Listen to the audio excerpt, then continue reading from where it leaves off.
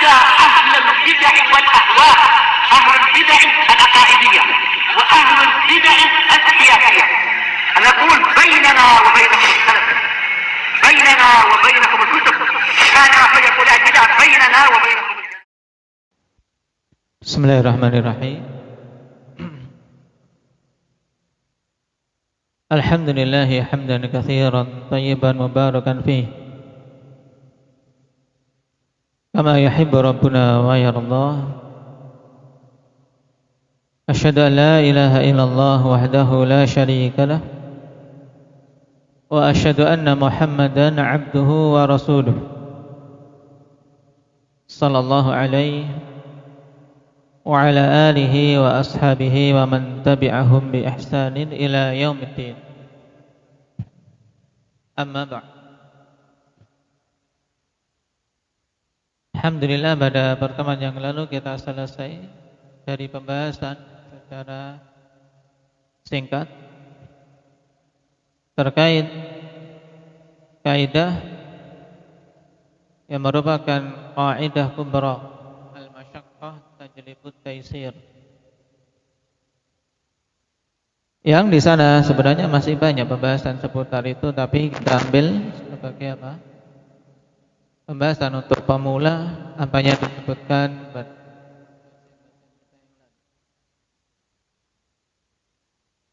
yang dikatakan oleh Imam As-Sa'di dalam baitnya, bagaimana beliau ungkapkan hendak ya Yusuf.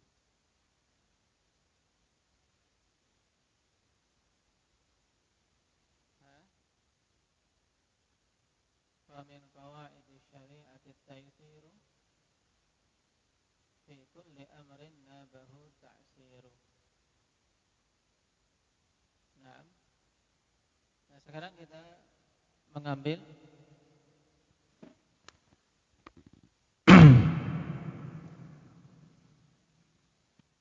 taib pada kaidah kubra ini, akhwan. Wa min qawaidi syari'ati at-taysiru fi kulli amrin nabahu ta'siru. Telah kita bahas makna taysir yang secara umum terbagi menjadi dua: taysir mutlak dan taysir arid li asbab. Demikian pula masyaqqah yang dimaksud, karena masyaqqah secara umum juga terbagi menjadi dua: masyaqqah yang tidak mungkin terpisah dari setiap ibadah, dan masyaqqah yang memungkinkan untuk terpisah. Dan yang menjadi pembahasan dalam kaidah jenis yang mana? Kashfi. Nah, yang memungkinkan untuk terpisah dari ibadah tersebut. Nah, sekarang kita masuk pada kaidah cabang, ikhwan, dari kaidah kubra ini. Nah, istilahnya mungkin ada kaidah induk, kemudian ada kaidah yang merupakan anakan dari kaidah tersebut, turunan dari kaidah al-masyaqqah tajlibut taysir, yaitu yang disebutkan oleh Syekh pada bait setelahnya, pada bait yang ke-16.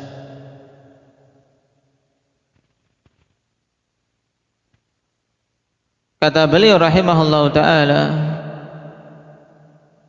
wa laysa wajibun bila qatidari wala muharramun ma'attirari.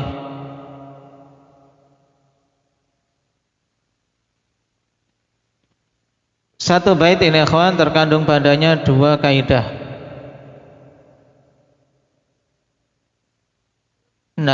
Yang pertama pada perkataan beliau, walaysa wajibun bilaktidari, yang diungkapkan oleh para ulama rahimahullahu ta'ala dengan ungkapan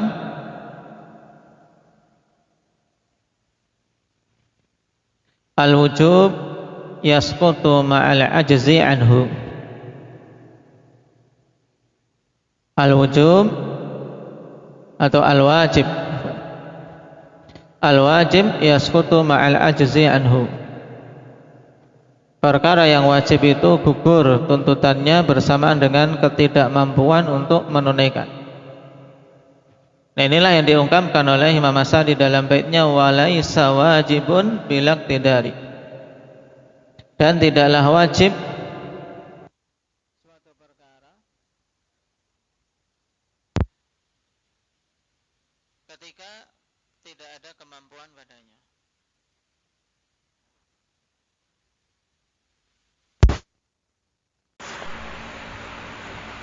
Nah, pada perkataan beliau walaisa wajibun bilaktidari wala muharramun ma'aktirari, jadi ada dua kaidah. Yang pertama pada kalimat walaisa wajibun bilaktidari, kaidah apa? Kaidah al-wajib yasqutu ma'al ajzi anhu. Bahwasanya perkara yang wajib itu gugur kewajibannya bersamaan dengan ketidakmampuan untuk menunaikannya. Dan ungkapan Imam As-Sa'di sangat jelas, walaisa wajibun bilaktidari. Tidaklah wajib suatu perkara dengan sebab tidak ada kemampuan padanya.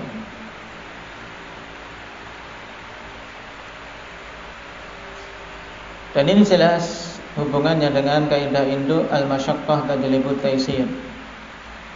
Itu ketika ada masyaqqah, yaitu ketidakmampuan, maka ada kemudahan, yaitu apa? Tidak diwajibkan atas si hamba untuk melakukan hal yang tidak dimampuinya.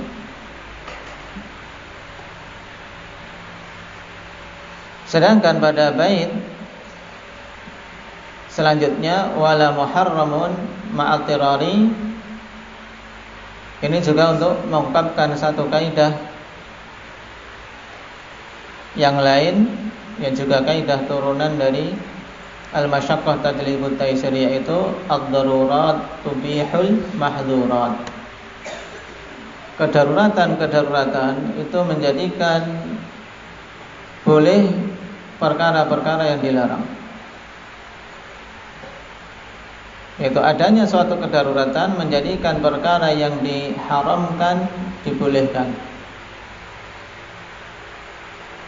Yang diungkapkan oleh Imam As-Sa'di rahimahullah, wala muharramun ma'aktirari. Tidak ada perkara yang diharamkan bersamaan dengan adanya kedaruratan. Dan nanti akan kita ketahui contoh-contoh penerapan dari dua kaidah tersebut. Kita ambil satu persatu akhwan kaidah al-wajib yasqutu ma'al ajzi anhu. Dalil untuk kaidah ini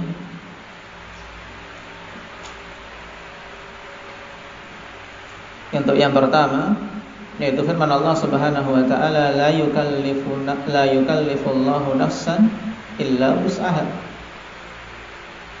Allah Subhanahu wa taala tidak akan membebani suatu jiwa kecuali yang dimampuinya.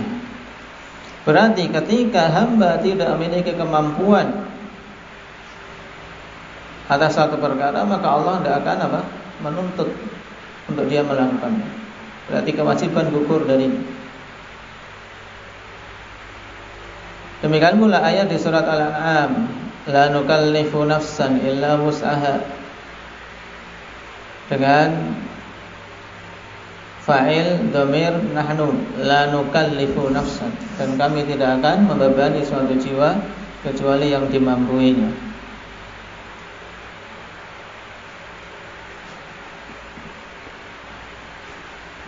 Baik. Dan kaidah ini khonifillah merupakan kaidah yang mujma'un 'alaiha. Kaidah yang disepakati oleh para ulama.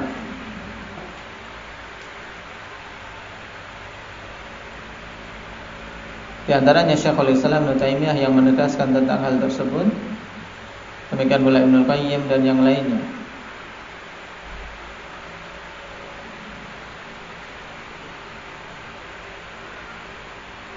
Kemudian dalil untuk kaidah yang kedua, ad-darurat tubihul mahdzurat, yaitu firman Allah Subhanahu wa taala di surat Al-An'am ayat 119. Wa qad fassala lakum ma harrama 'alaikum illa ma turtum ilaihi. Dan sungguh Allah Subhanahu wa taala telah memerinci bagi kalian apa-apa yang Allah haramkan atas kalian kecuali hal-hal yang kalian darurat, tertimpa kedaruratan badannya. Nah, dua kaidah ini akan sering digabungkan para ulama, Ibnul Qayyim, dan yang lainnya ketika menyebutkan kaidah ini biasanya menggabungkan. Seperti ungkapan Ibnul Qayyim dalam I'lamul Muwaqqi'in, kata beliau, wa min qawaidi syar'il kulliyah annahu la wajiba ma'a ajzin wa la harama ma'a darurah. Termasuk di antara kaidah-kaidah syariat adalah tidak ada kewajiban bersama dengan ketidakmampuan dan tidak ada keharaman bersama dengan kedaruratan. Kenapa digandengkan, ikhwan? Karena telah kita ketahui bersama bahwasanya syariat itu kan hukumnya imma ma'murat wa imma mahdzurat.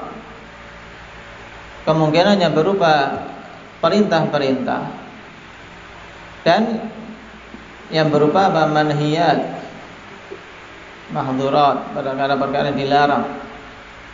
Nah, kaidah yang awal walaysa wajibun bil iqtidari ini hubungannya dengan apa? Dengan ma'murat, perkara-perkara yang diperintahkan.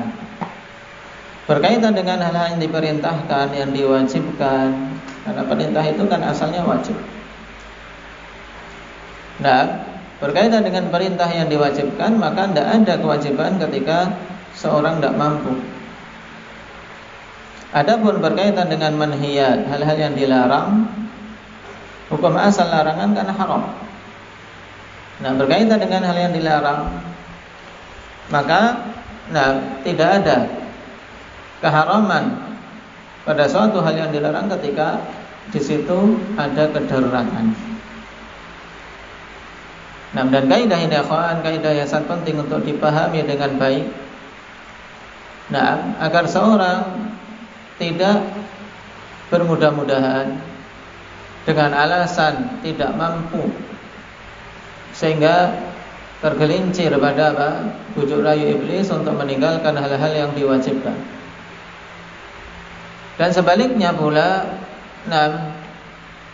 tidak bermudah-mudahan dalam menetapkan suatu hal itu darurat sehingga dia menerjang keharaman.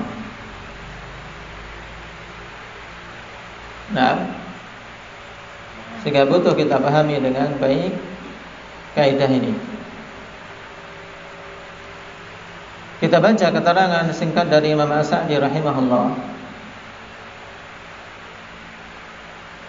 Kata beliau, wa hatani qa'idatani 'azimatan dzakarahuma Syekhul Islam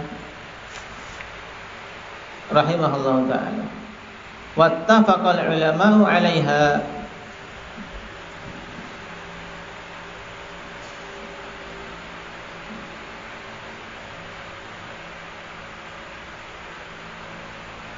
Dan dua perkara ini adalah dua kaidah yang agung yang Syekhul Islam telah menyebutkan keduanya dan para ulama bersepakat atas keduanya.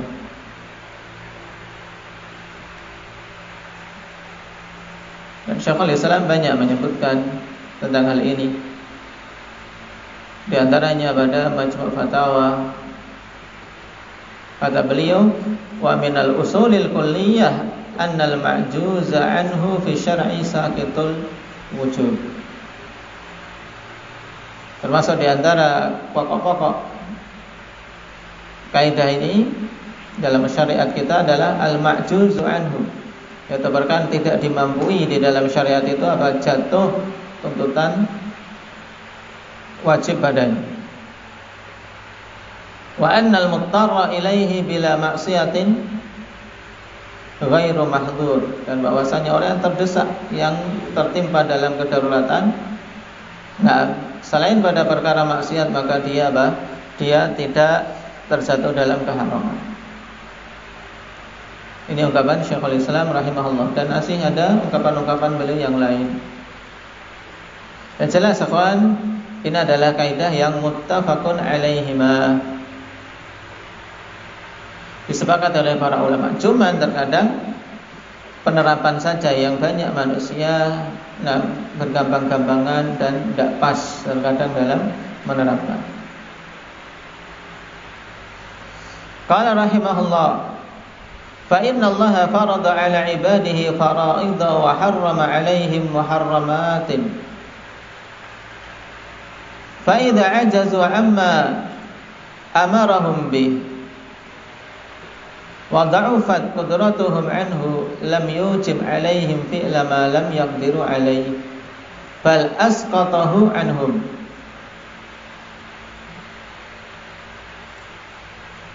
Sebab sesungguhnya Allah Subhanahu wa taala mewajibkan atas hamba-hambanya kewajiban-kewajiban dan mengharamkan atas mereka keharaman-keharaman.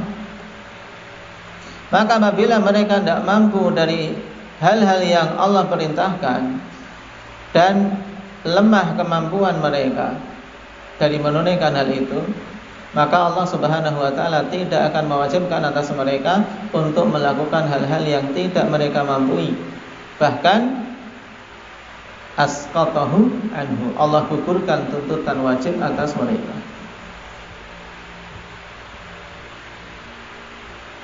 Baik, pada kalimat ini akhwan, nah,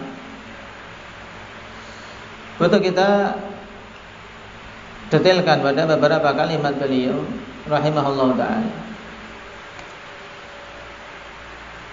Beliau katakan, fa idza ajazu amma amarahum bihi wa dha'ufat qudratuhum.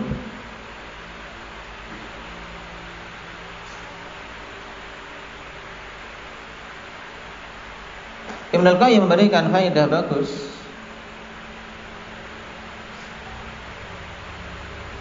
tentang kondisi mukallaf, ikhwan, dikaitkan dengan qudrah dan ajiz pada suatu perkara yang diperintahkan,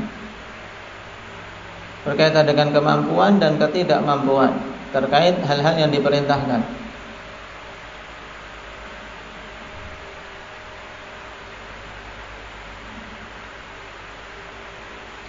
Nah, yaitu kemampuan untuk melakukan dan memiliki sarana pada hal-hal yang dimampukan tersebut, ya, yang diperintahkan tersebut untuk melakukannya dengan badan dia.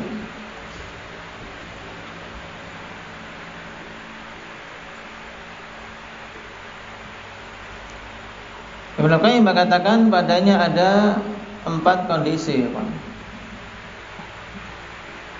Yang pertama, qudratuhu bihima, yaitu memiliki qudrah pada perkara yang diperintahkan, dan qudrah pada sarana untuk melakukan hal yang diperintahkan itu, yaitu pada badannya.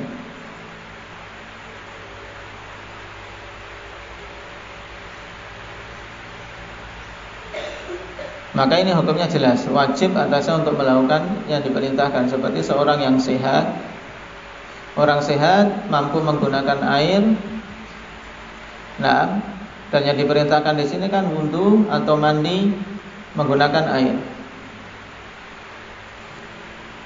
Dan air ada.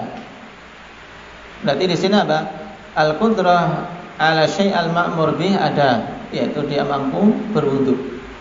Kemudian qudrah 'alal alatil ma'mur bi mubasyaratiha, pada sarana yang diperintahkan ada air. Maka sehat ada air, maka dia wajib untuk berwudu menggunakan air. Kapan saja dalam kondisi ini kalau dia tidak menggunakan air, tidak sah dan berdosa.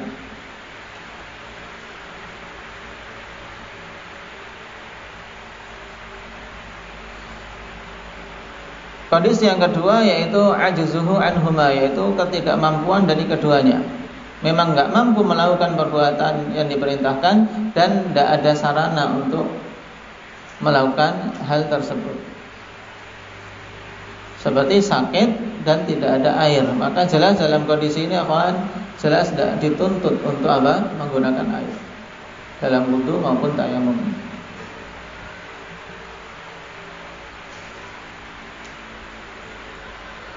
Kemudian kondisi yang ketiga,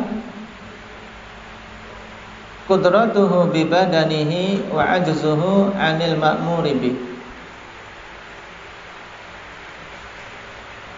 Nah, kemampuan dia dengan badan untuk melakukan, tapi apa tidak mampu untuk memenuhi yang diperintahkan. Seperti orang yang sehat tapi tidak mendapati air.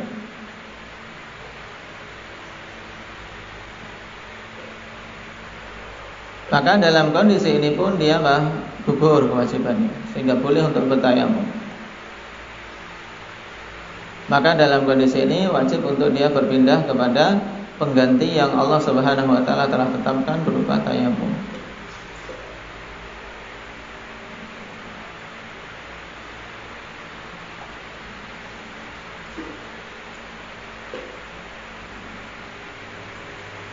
Nah, kemudian kondisi yang keempat, akhwan, inilah yang menjadi iskal. Yang banyak terjadi iskal dan khilaf di kalangan para ulama. Kalau kondisi tiga kondisi tadi mudah, memang mampu keduanya jelas wajib, tidak mampu keduanya jelas gugur kewajiban. Mampu dari sisi badan tapi tidak mampu untuk menunaikan yang diperintahkan, maka ini juga dia tunaikan badalnya, tunaikan sebagai pengganti yang ditetapkan dalam syariat. Tapi kondisi yang keempat, akhwan, ajzuhu bi badanihi wa qudratuhu 'alal ma'muri au badan, yaitu badannya tidak mampu tapi dia mampu untuk menunaikan yang diperintahkan.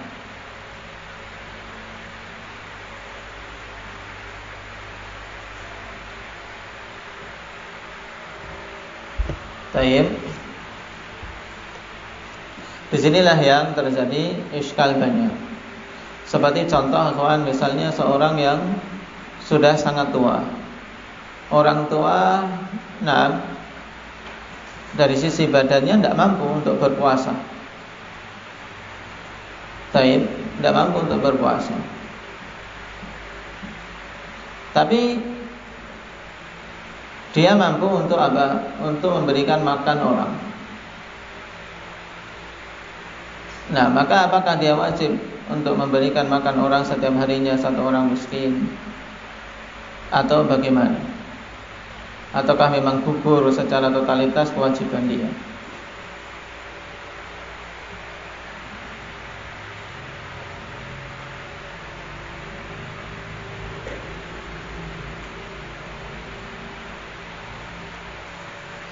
Demikian pula orang yang tidak bisa naik kendaraan.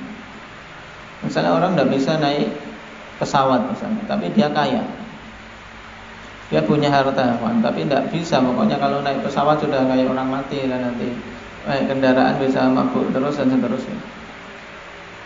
Nah, tapi dia punya harta. Dari sisi badannya tidak mampu untuk menunaikan haji, tapi dia mampu dari sisi apa? Dari sisi harta untuk berhaji sebenarnya, seandainya sehat. Maka apakah terkena kewajiban untuk menunaikan haji? Nah, dengan menunjuk orang sebagai badal, harus dia menggaji. Nah, maka ini tempat yang di situ khilaf di kalangan para ulama, dan yang rajih, dalam kondisi itu dia wajib. Nah, bukan ada sisi yang dia mampu, maka dia wajib untuk apa? Untuk menghajikan, atau membiayai orang untuk berhaji atas namanya.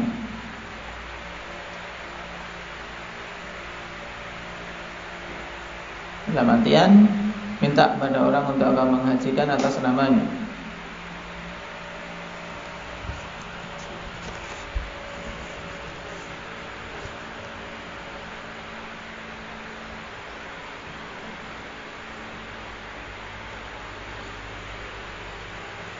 Baik. Kemudian kata Imam As-Sa'di rahimahullah ta'ala, bal asqatahu anhu. Ya, ketika ada ketidakmampuan, Allah tidak mewajibkan hal-hal yang tidak dimampu, bahkan Allah gugurkan dari mereka tuntutan tersebut. Nah, kalimat ini akhwanillah,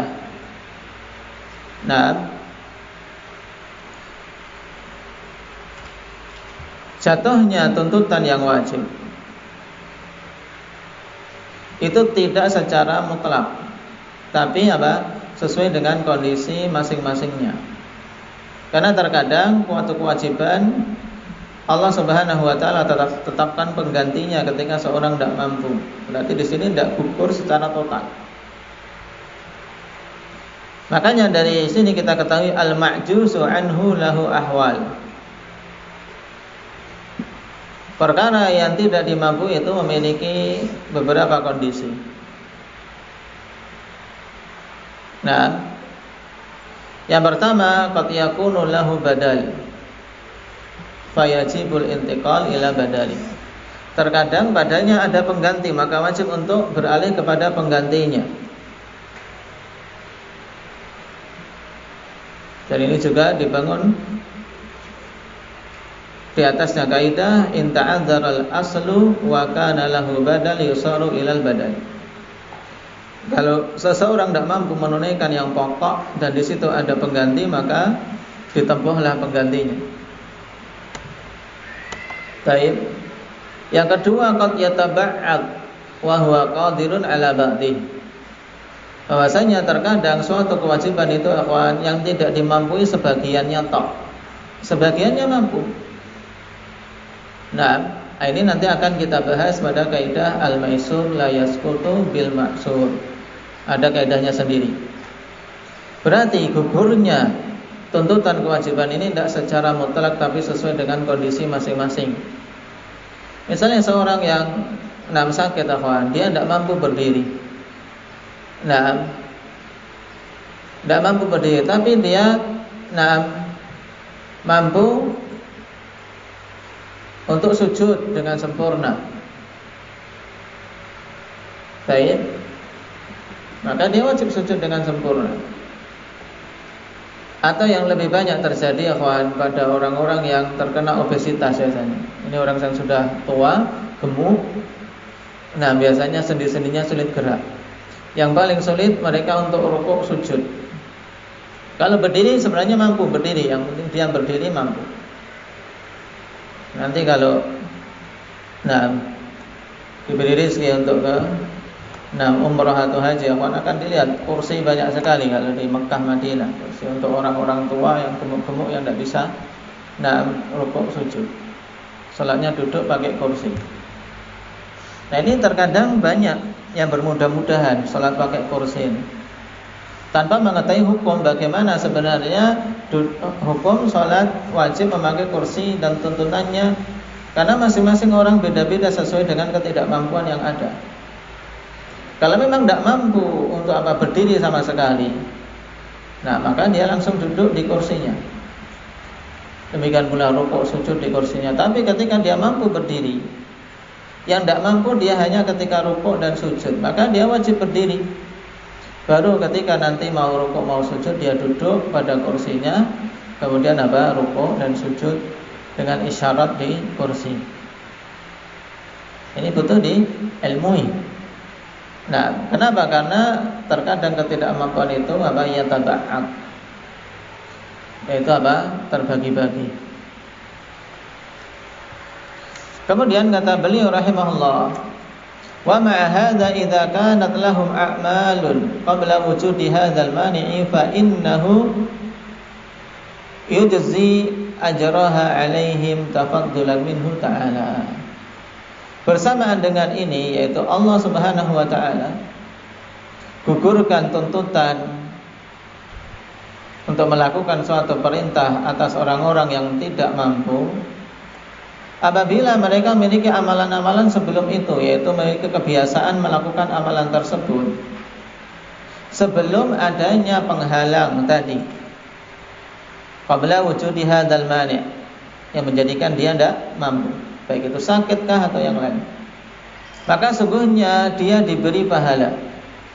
Fa innahu yujzi ajraha alaihi. Maka sungguhnya Allah Subhanahu wa taala memberikan pahalanya kepada mereka, tafaddulan minhu ta'ala, sebagai bentuk anugerah dan kepemurahan dari Allah Subhanahu wa taala. Nah, ini juga di antara rahmat Allah Subhanahu wa taala kepada umat ini, ya kawan. Baik, bahwasanya ketika suatu hal yang diperintahkan, kok suatu saat kita tidak mampu menunaikan, misalnya sakit, tapi orang ini terbiasa melakukan sholat berjamaah, sholat sunnah, maka Allah Subhanahu wa taala tulis pahala baginya. Nah, seperti dia melakukan sholat sunnah, seperti dia melakukan amalan-amalan secara sempurna ketika dia dalam kondisi sehat. Maka ini penting, ya kawan, seorang memiliki kebiasaan beramal soleh yang baik, yang memiliki rutinitas yang baik. Kenapa? Karena ketika datang sakit, tetap ditulis seperti rutinitas dia ketika sehat. Dalil untuk hal ini, ya kawan, hadits yang masyhur dari Abu Musa al-Asy'ari radhiyallahu anhu, yang dikeluarkan oleh Imam Bukhari.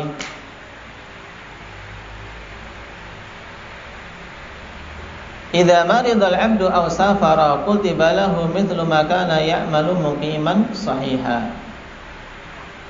Apabila seorang hamba itu sakit atau melakukan safar, maka ditulis baginya pahala semisal apa yang biasa dia amalkan ketika mukim dan ketika sehat. Nah, ini penting untuk diilmui, bahwasanya seorang tatkala sakit tidak mampu melakukan sesuatu, ketika dia punya kebiasaan melakukan hal tersebut, dia ditulis dapat pahala.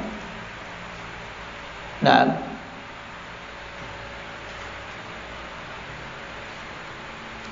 dan ada tanbih bagus dari Ibnu Hajar rahimahullah. Bagi siapa dituliskan pahala yang seperti itu, kata Ibnu Hajar, wa huwa fi haqqi man kana ya'malu ta'atan fayumna'u minha wa kanat niyyatuhu laulal mani'u an yaduma 'alaiha. Jadi harus ada niatan di sini. Nah, yaitu pada hak orang yang memiliki, yang dulunya melakukan amalan ketaatan kemudian terhalangi darinya. Dulu biasa melakukan amalan ketaatan, tapi kemudian terhalangi dari amalan itu, dan niatan dia laulal mani' an yaduma 'alaiha. Seandainya tidak ada penghalang, maka dia akan terus melakukan amalan itu. Nah, di sini poin penting untuk diingat, bahwasanya untuk bisa mendapatkan pahala yang ditulis baginya, seperti ketika mukim dan ketika sehat, walaupun saat sakit dia meninggalkannya, yaitu dia meniatkan dalam hatinya, seandainya aku tidak sakit aku akan melakukannya. Misalnya datang panggilan sholat jamaah, hayya 'alas shalah, hayya 'alal falah, dia terbaring di pembaringannya tidak bisa bangun, maka niatkan dalam hati, seandainya tidak ada penghalang aku akan berangkat. Tentunya yang seperti ini dipercaya niatan yang benar ketika biasanya berangkat, ya kan? Tidak mungkin seorang niat sajalah seandainya tidak ada penghalang aku berangkat, padahal dia tidak biasa berangkat, yang tidak ditulis. Paham? Nah, ini bagi orang yang biasa berangkat berjamaah. Demikian pula amalan-amalan sholat. Sholat duha, berat sekali, pusing. Seandainya tidak ada halangan aku mau sholat duha, memang biasanya dia sholat duha, maka ditulis pahala sholat duha baginya. Seperti ketika kondisi mukim, ketika kondisi sahih, yaitu sehat. Baik. Sehingga ini menunjukkan betapa pemurahnya Allah Subhanahu wa taala kepada hamba-hambanya. Baik, ini kaidah pertama dari dua kaidah yang disebutkan oleh Syekh pada satu bait ini. La wajibah bilak tidari. Tidak ada kewajiban dengan tidak adanya kemampuan. Naktai bihadza walhamdulillahirabbil alamin.